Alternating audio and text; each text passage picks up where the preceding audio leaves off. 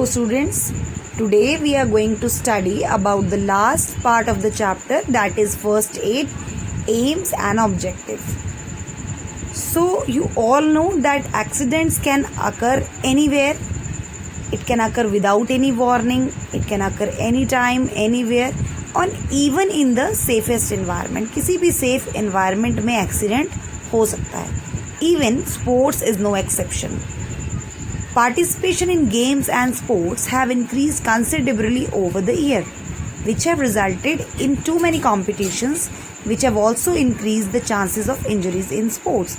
तो आपने देखा ये कि बच्चों का इवन बहुत सारे लोगों का स्पोर्ट्स की तरफ बहुत ज़्यादा इंटरेस्ट बढ़ गया है over the years, and due to all this what is happening, उनके चोट लगने के चांसेस भी उतने ही बढ़ गए हैं. When ever the person is participating in any of the sports, तो डेफिनेटली ही और she is at the risk of getting injury.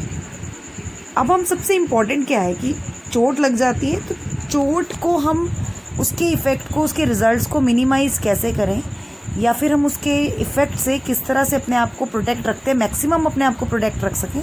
This we are going to study in this unit. So what is the meaning and the aim of first aid? First aid refers to the initial or first help that is given to an injured or a ill person.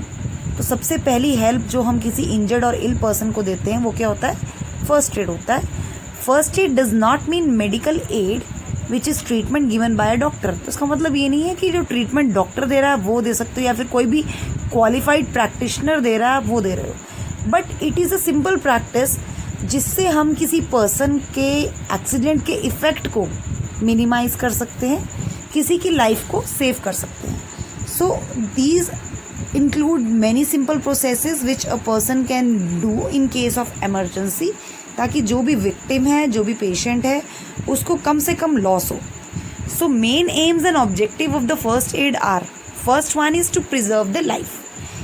If a life threatening situation does exist, first aid is an important to preserve the life. This means to restore and maintain vital functions which are termed as ABC of the basic life.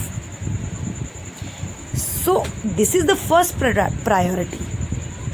Second thing is try to keep the injured person conscious. तो आपका second motive होना चाहिए कि जो भी injured person है उसको conscious रखा जाए, वो अपने होश में रहे.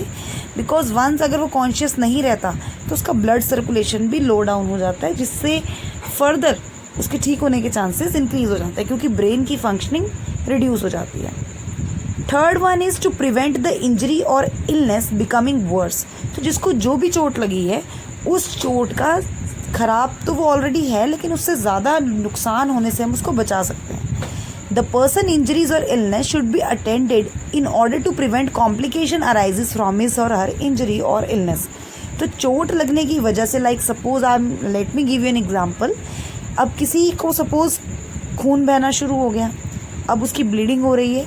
अब ब्लीडिंग ज़्यादा हो जाएगी तो क्या होगा? पर्सन को ट्रीट करना उतना ही टफ हो जाएगा. सो ब्लीडिंग लॉस रिड्यूस किया जा सकता है ताकि पर्सन की जो लाइफ है उसको ज़्यादा थ्रेट ना हो. Second thing is artificially oxygen provide की जा सकती है ताकि उसका एकदम ब्रीदिंग ना रुक जाए, उसको हार्ट को सडन अटैक ना हो. तो all these things can be taken care of ताकि पर्सन की कंडीशन फर्दर ख़राब होने से बच जाए. फर्दर वर्सनिंग, किसी भी इंजरी की फर्दर वर्सनिंग जो है वो हम प्रिवेंट कर सकें. Now the another aim is to promote recovery. अब फर्स्ट एडर की क्या ड्यूटी है कि वो कैजुअल्टी को एश्योर करता रहे कि वो ठीक है और उसको कंफर्टेबल रखे. सेकेंड इज़ वो उसके लिए एमरजेंसी केयर या मेडिकल हेल्प ईजिली अवेलेबल करवाए. Procure medical aid. In most of the cases there will be a need of a qualified medical assistance. If there are bystanders there should be sent to seek urgent medical advice. A person giving first aid is alone. He must attend to the casualty first and then seek medical help as soon as possible. तो सबसे पहले क्या है कि medical help provide करना ज़रूरी है. तो डॉक्टर्स के बिना वो पॉसिबल नहीं है. वो तभी पॉसिबल है अगर कोई जो फर्स्ट एडर है वो इमीडिएट मेडिकल हेल्प पर्सन के लिए अरेंज कर सके. What is the principle of first aid? Principle is immediate action. So taking immediate action is essential principle in first aid. If a person is sick or injured, then they need help and they need it immediately. Quick effective first aid gives casualty a better chance of a good recovery. अगर किसी को जल्दी से immediate action मिल जाए तो उसका recovery rate भी जल्दी हो जाता है. Second is don't panic. It is important that the first aider should not panic. जो भी first aid provide कर रहा है उसको पैनिक नहीं होना, उसको अपना एक्शन प्लान करना है कि किस तरह से उसने विक्टिम को रीअश्योर करना है.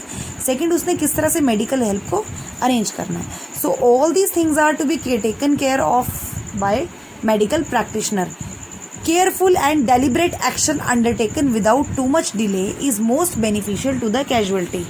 तो सबसे इम्पॉर्टेंट है कि केयरफुल और डेलिब्रेट एक्शन लिया जाए ताकि जो कैजुअलिटी है उसके साथ ज़्यादा प्रॉब्लम ना हो, उसकी कंडीशन ज़्यादा वर्स ना हो जाए. तो पैनिक सिचुएशन अगर आप क्रिएट करोगे तो क्या होगा, पेशेंट और ज़्यादा घबरा जाएगा, और पेशेंट घबरा जाएगा तो हो सकता है ही और शी मे गेट फेंट.